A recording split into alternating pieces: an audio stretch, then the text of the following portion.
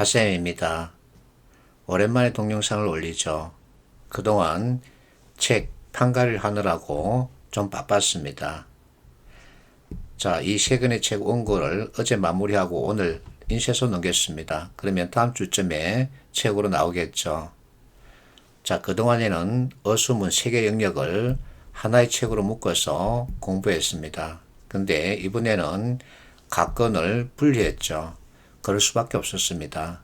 NCS가 시행된 지 6년 지났는데 이제 어느 정도 틀을 잡아가고 있죠. 그래서 전체적으로 그 틀에 맞춰서 내용을 개편하느라 이렇게 분리해서 내용을 구성했습니다.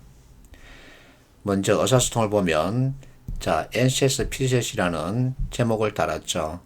이것은 왜 그러냐 하면 NCS 문제와 겹치는 피셋 문제를 찾아서는 함께 수록했기 때문이죠.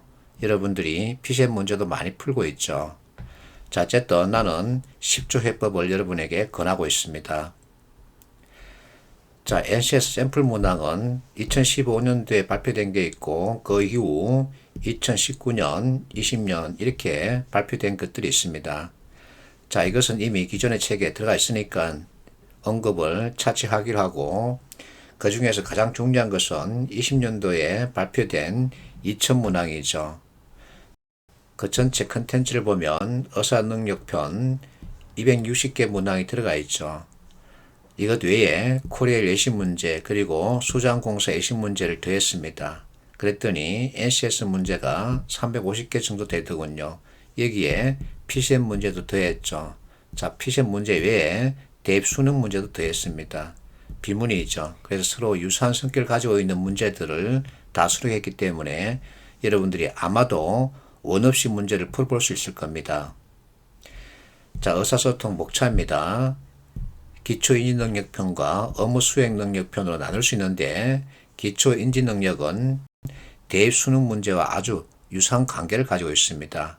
업무수행능력은 그야말로 회사에서 업무를 수행할 때 사용되는 각종 문서 그리고 커뮤니케이션 이와 같은 내용들을 다루고 있는 거죠. 자, 중요한 것은 기초인지능력과 업무수행에 대한 정확한 이해입니다. 기초인지는 여러분들이 대입 수능 준비하면서 공부했던 내용들을 다루고 있죠. 그래서 전체적으로 대입 때 공부했던 내용들을 한 번 더 머릿속에 떠올리면 되겠습니다. 그 출제 비중은 40% 정도 되죠. 그런데 NCS는 회사 업무와 관련을 가지고 있기 때문에 업무 수행 능력 관련 위주로 출제되는 게 맞죠. 그래서 60% 이상을 차지합니다. 자, 의사소통 영역에서 집중할 분야는 무엇일까?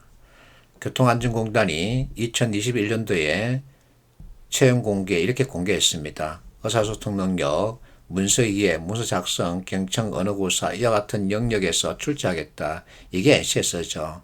이 말은 앞에서 봤던 기초인지 관련 문제는 출제하지 않겠다는 뜻입니다. 그래서 이제는 NCS 고유 영역에 맞춰서 준비하는 게 맞습니다. 그래서 다른 기업들도 교통안전공단 여기에 따라가면 아주 좋을 텐데 아직은 그렇지 않을 거라고 봅니다. 어쨌든 업무 수행 능력 위주로 공부하는 게 맞습니다.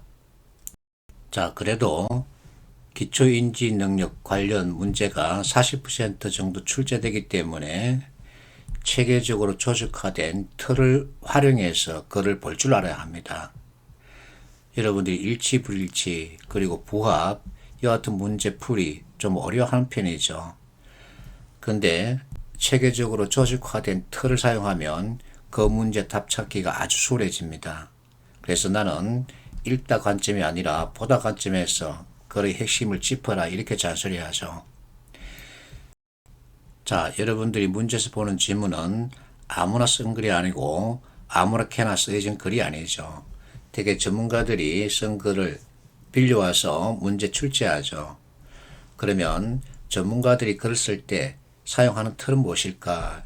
이것을 익히면 독해력은 정말 자동 완성됩니다.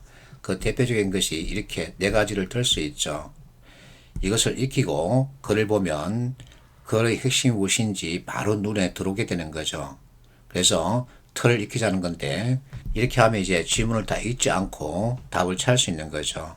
글은 이렇게 대칭선으로 보는 거죠. 이렇게 쭉 보면서 이와 같은 이슈에 따라서 강조 표시해 놓은 것이 무엇일까? 인용문이 있다 없다. 그리고 사부구성 포스트앱으로 작성된 글이다 아니다. 한편 이와 같은 것을 짚으면 되는 겁니다. 그러면 문제 답 찾기 정말 수월해집니다. 그래서 나는 이렇게 말하죠. 내가 권하는 속도법이 있는데 그거를 빨리 다 읽으려고 하지 말고 이 대칭선으로 빨리 체크할 것 체크하자. 그러면 이제는 이 글쓴이가 무엇을 논하고 싶어 하는지 알 수 있다는 겁니다. 이렇게 체크하고 나서 선택지를 보러 가는 거죠. 이렇게 훈련하면 이제 이와 같은 반응을 이끌어낼 수 있습니다. 어쨌든 의사소통에서 뭔가 감이 좋아야 합니다. 그래야만 다른 영역의 문제풀이 아주 쉬워지는 거죠. 그래서 이제 NCS 의사소통 문제에 대하는 방법 그리고 문제 답을 찾는 접근법을 다시 익힐 필요가 있는 겁니다. 화이팅 하십시오.